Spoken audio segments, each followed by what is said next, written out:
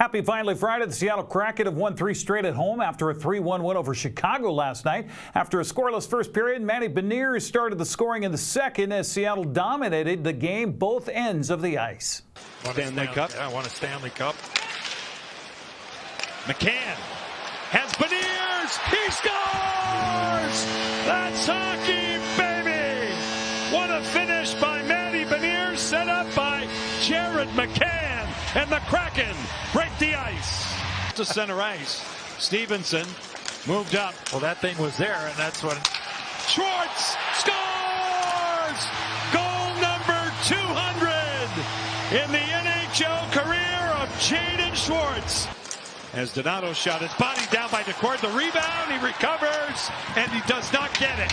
Ryan Donato, with a second effort, will bank it home.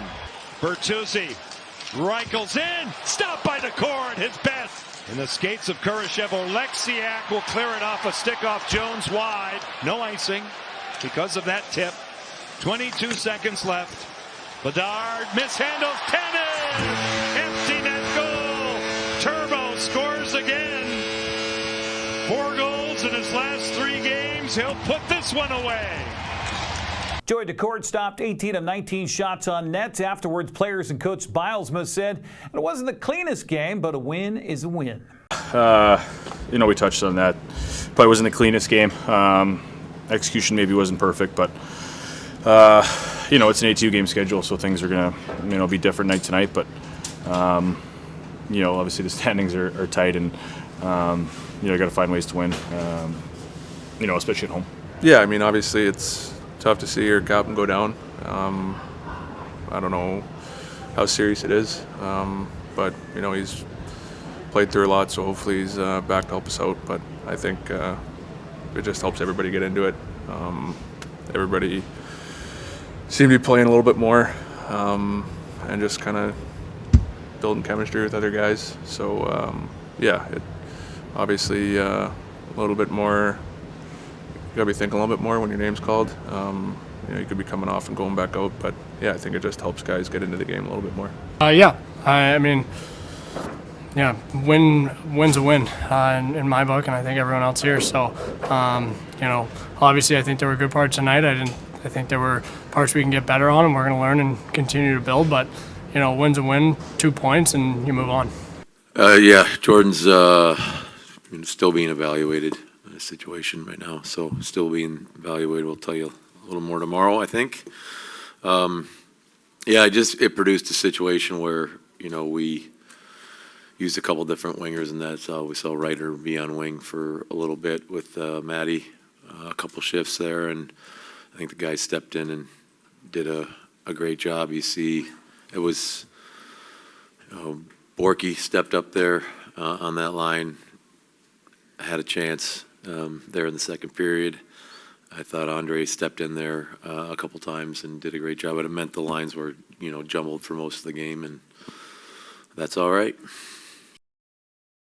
Seattle continues the homestand with 2 against the New York teams this weekend. They'll host the Islanders tomorrow at 1 o'clock and then Sunday against the Rangers at 6, both games on Kong TV. Well, the college football weekend kicks off tonight in Seattle. Huskies are hosting UCLA at 6 o'clock on Fox. Eastern Washington hosts Idaho State tomorrow at 1 on ESPN+. Central Washington wraps up the regular season at home tomorrow at 1 o'clock against Western Oregon. 18th ranked Washington State is on the road Saturday night at New Mexico. That game kicks off at 6:30 on FS1.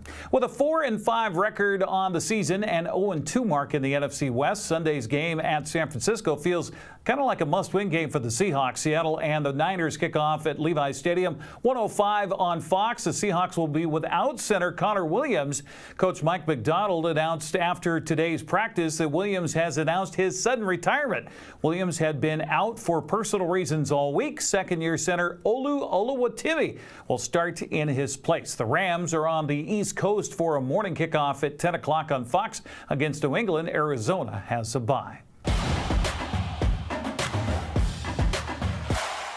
Congratulations to the Manson Trojans volleyball team. Manson repeated as state champions last night with a straight set win over Adna to capture the 2B title at the NFHS Network had the broadcast.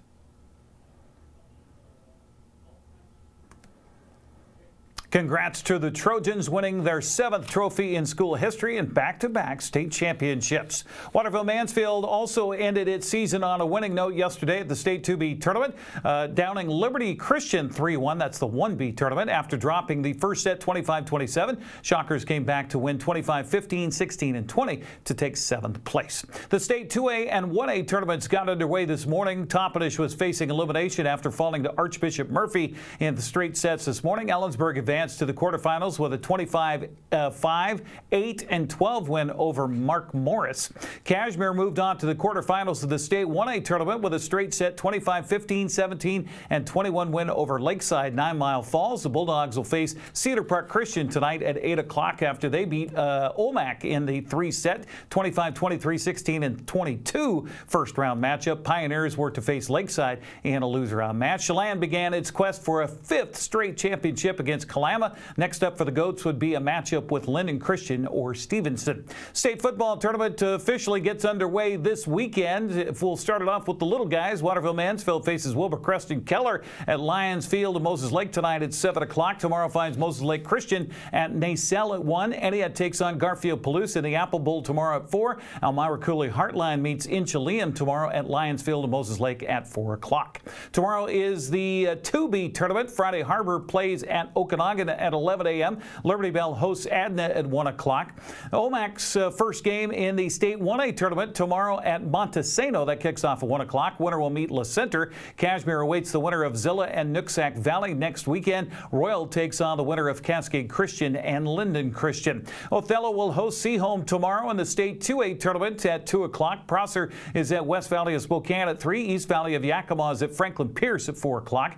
Tri-City schools are all that's left of note in the State 4A tournament. Richland plays at Kennedy Catholic tonight at 7. Kabika visits Sumner tomorrow at 1 o'clock, while Chiawana hosts Puyallup at 4 o'clock. State soccer tournaments also continue in the quarterfinals tomorrow. We'll start with the B schools. Tonasket faces Cross Point Christian tomorrow in Kingston. That'll be at 1:30. Cashmere plays host to Clahoya at 1 o'clock in the 1A tournament tomorrow. Ellensburg continues its quest in the 2A tournament. That'll be at Columbia River tomorrow afternoon at 3 o'clock. Wenatchee Wild continue their longest homestand of the season with games Saturday and Sunday at the Town Toyota Center. Wenatchee hosts the Calgary Hitmen tomorrow at 6 o'clock. Then on Sunday, Kamloops Blazers are in town for a matinee at 4. That's a look at sports news. Have a great weekend.